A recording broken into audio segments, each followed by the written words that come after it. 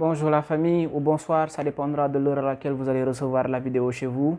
Voilà, revenir très rapidement sur le match d'hier qui opposait la Juventus de Turin et le Milan AC autant pour moi dans le cadre du match retour de la Coupe d'Italie. Voilà, juste rappeler que le match aller, il y avait un match nul. Voilà, la Juventus avait égalisé par le biais de Cristiano Ronaldo dans les ultimes instants de cette partie. Donc hier, on attendait ce match-là parce que on est resté plusieurs mois sans football, même si le championnat allemand a repris depuis peu, mais on n'avait pas eu une affiche aussi alléchante. Donc, Juventus-Milan AC, je pense que ça a fait saliver beaucoup, moi le premier. Mais au final, on a assisté à un match très très décevant au niveau de l'intensité de jeu. C'était un match à 2 à l'heure, on va dire. Mais il faut noter quand même que la Juventus était présent quand même dans les duels. Il y avait des joueurs qui essayaient de faire des courses. Donc, pour moi, je retiens l'ultra-domination de la Juventus de Turin le long du match.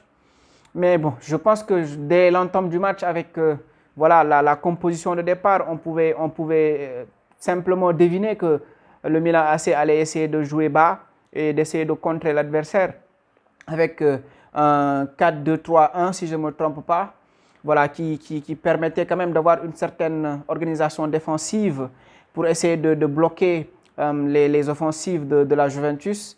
Mais les choses vont très vite se compliquer à la 15e ou 16e minute parce qu'il y aura un rouge voilà, très rapidement et le match va littéralement changer parce que la Juventus va monter d'un cran et va être ultra dominateur tout le long du match. Voilà, le Milan AC pratiquement a subi tout le match.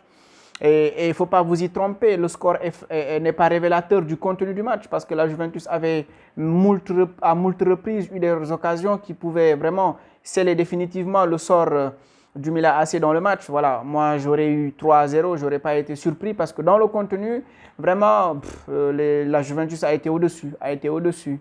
Mais il faut aussi noter qu'il y a certaines individualités du côté du Milan AC qui se sont vraiment illustrées. Moi, j'ai été agréablement surpris par la capacité d'organiser le jeu de Bennacer. Vraiment, on connaît la qualité du joueur, bien entendu, mais hier, on a vu que voilà, s'il y a une individualité qui s'est détachée totalement de l'effectif du Milan AC, c'était lui. Il prenait des décisions, il offrait des possibilités, il tentait des choses. Voilà. Et j'ai été très, très déçu aussi de l'activité de Franck Kessié. Il n'a ni été bon dans la récupération, encore moins dans la construction. Limite, voilà, il était spectateur.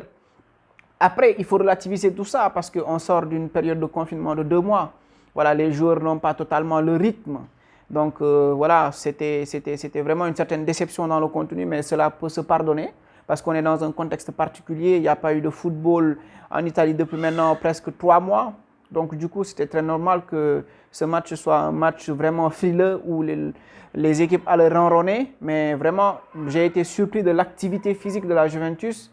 Voilà, je pense que ces 6 dernières semaines-là, ils les ont optimisées de la meilleure des façons. Donc hier, voilà, le match se solde par un match nul et voilà, ce qui suffisait pour la Juventus de se qualifier pour la finale parce que le but à l'extérieur lors du match aller, voilà, a définitivement permis à cette équipe de se qualifier. Mais nous allons un peu nous attarder sur la prestation de Cristiano Ronaldo quand même.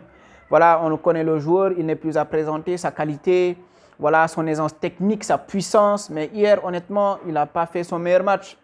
On l'a vu, voilà, un peu, on va dire, perdu dans le match. Il ne savait pas exactement, voilà, comment il allait faire les choses. Voilà, peut-être que c'était parce qu'il n'avait pas touché de ballon depuis longtemps, mais hier, il n'a pas fait son meilleur match, voilà. Donc, c'est à l'image de ce penalty raté parce que, voilà, on connaît le joueur, on connaît, voilà, sa volonté de vouloir toujours marquer. Et quand il a raté ce penalty-là, je me suis dit, aujourd'hui, on allait vivre un match pas terrible de son côté. Et voilà, au final, on a vu que, voilà, il a fait un match qui n'est pas à la hauteur de son potentiel, de son talent. Donc, d'une manière générale, le match hier, c'est un match voilà, qui n'a pas été du tout à la hauteur de l'affiche, à la hauteur de l'événement. Mais encore une fois, on peut comprendre cela du fait de la situation assez spéciale. Maintenant, aujourd'hui, le championnat espagnol reprend ses droits. Hier, il y a eu un match, mais les grosses équipes aujourd'hui vont jouer. Voilà, on a hâte d'y être pour voir ce que ça va donner en termes de contenu. Voilà, parce que je pense que de la qualité, il y en a, donc on aura du beau jeu. Peut-être pas un match ultra rythmé, mais on aura quand même un match voilà, assez plaisant à regarder. Voilà, donc on va essayer de vous revenir très rapidement avec un autre débrief, une autre vidéo. Juste vous dire que vous pouvez toujours retrouver le lien de mon blog dans les commentaires. Et vous allez aller dans mon blog, vous allez trouver des articles que vous pourrez lire, Inch'Allah. J'ai fait une dizaine d'articles, 18 pour être précis. Voilà, j'ai traité de pas mal de sujets. L'autre information, c'est que bientôt, les amis, dans la chaîne, il y aura une vidéo qui va se faire. Voilà, je vais vous spoiler le titre. El Hadj Ousseynou Diouf, 2 points, meilleur joueur de l'histoire du Sénégal ou juste une arnaque. On va essayer de voir est-ce que El Hadj Diouf c'est vraiment le meilleur joueur de l'histoire du Sénégal. On va retracer sa carrière, on va essayer de le comparer à certains joueurs et après on va voir ce que ça va donner. Je sais que ça va être un sujet très brûlant, mais on va essayer d'être le plus objectif possible. Sinon, je vous dis à la prochaine. Peace.